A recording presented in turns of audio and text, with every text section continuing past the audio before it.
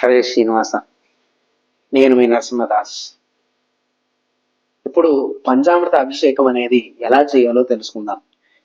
ఈ క్రమాన్ని మనకు మహారణవ అనేటువంటి నిబంధ గ్రంథంలో తెలియజేశారు. 2 క్రమాలను మనకు తెలియజేశారు.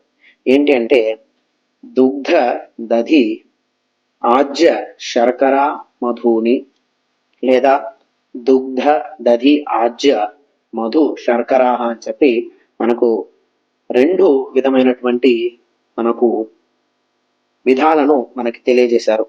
ఏంటి అంటే అందులో దుగ్ధ అంటే పాలు, మొదటగా పాలతో అభిషేకం చేయాలి.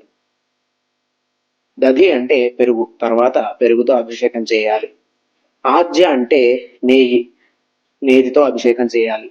పాలు పెరుగు అయిన తర్వాత నేతితో అభిషేకం చేయాలి. శర్కర అంటే పంచదార, చక్కెర అని అర్థం. ఆ చక్కెరతో అభిషేకం చేయాలి. తదనంతరము మధుని, మధు అంటే తేనె అని అర్థం. ఆ తేనెతో అభిషేకం చేయాలి. లేదా మొదట పాలతో అభిషేకం చేసి, తర్వాత పెరుగుతో అభిషేకం చేసి, తదనంతరం ఆజ్యము అంటే నేతితో అభిషేకం చేసి, తదనంతరం తేనెతో అభిషేకం చేసి, తదనంతరము పంచదారతో అభిషేకం చేయడం అనేసి ఇలాగా 2 విధమైనటువంటి విధానం మనకి తెలియజేశారు.